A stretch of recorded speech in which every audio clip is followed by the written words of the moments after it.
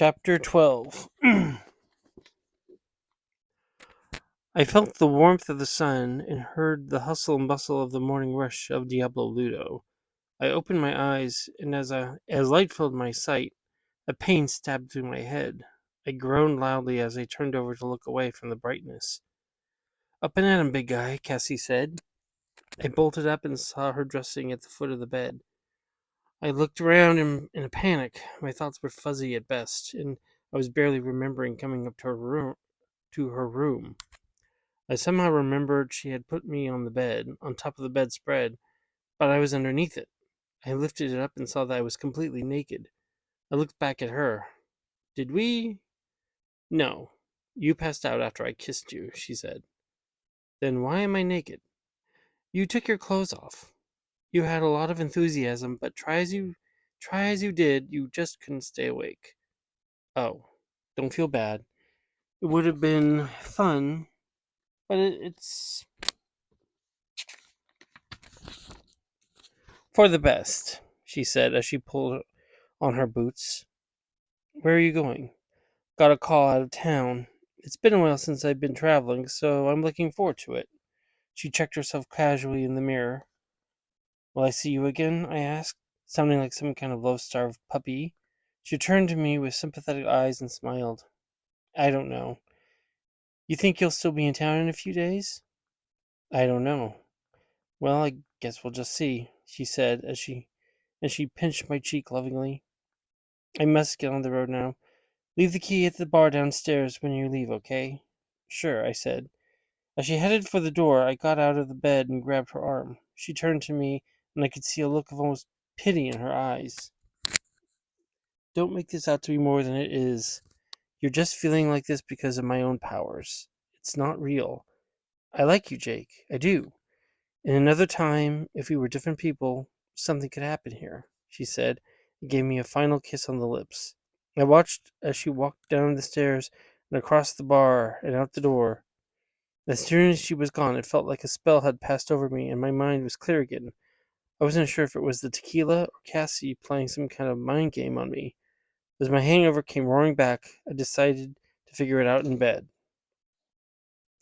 I slept up in Cassie's room for a good 5 hours before finally dressing. I went downstairs and left the key with the bartender just as I said I would.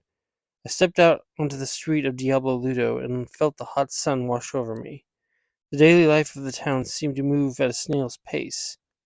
At any given storefront, there were several people sitting around and watching as the shadows crawled along the ground. There were a few older guys laid out like cats, sleeping in the radiating heat.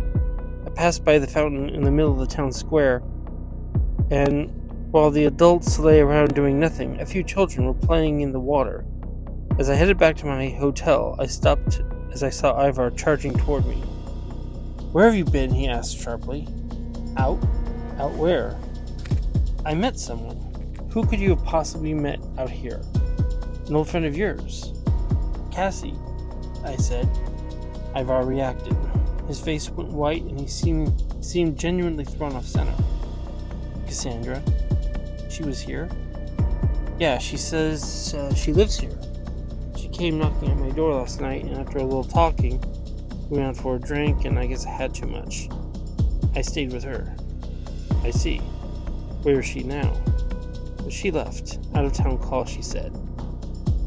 "I haven't heard from her in a long time," Ivar said thoughtfully. "She seemed excited when I said I was here with you. Is there some kind of history there?" "That's not important. When I went to your room and saw you were missing, I began to worry. I don't think I have to remind you there was a demon seeking to kill you." "I'm fine, just a little hungover, but fine." "Good. I think we should go back to your room and discuss our next move." "Okay," I said. Ivar turned and we continued to the hotel. "So," I said, behind Ivar's shoulder. "I'm not going to talk about it," he said. "Come on, she was hot. If you don't tell me you at least try to get some of that, I will lose all respect for you. Cassandra is a very complicated person." "I know. She told me all about the Cupid thing." "She did?" "Yeah, so what happened with you two?" "When we first worked together, the situation tended to become intense at times. I promised her I would not share any intimate details about that time, Ivar said. I dashed up around him and blocked him off. I knew it. You did it with her, I said triumphantly. I was finally satisfied that there was something human about Ivar. He looked down at me, and his expression was like the look I got from many school principals over the years. We are not having this conversation, he said in his same old dull tone, and pushed past me into the hotel. Wuss, I cursed under my breath, and went on in myself. In my room, I was laid out on my bed, while Ivar sat at a small wooden desk in the corner, writing all over his map. I just stared at the white ceiling, forcing myself to stare into the swirls of light as they shifted with the sun's movements. Ivar said he was picking up the energy that was supposed to guide us to our next destination. There, Ivar said at last. I sat up and looked over at him as he turned around. He held his map up at me like a gold medal. I noticed he had a large dot circled several times. It looked as though the dot was several miles out of the town, in the middle of a large, vast desert area. What? I know where we must go. Great. Where's that? I said as I flopped back down onto the bed. There really is no geographic location to describe. The One is sending us to this point. That is where we must go. It must be hallowed, sacred land, so we must enter humble and pure. I can do humble, but we're a little late for pure.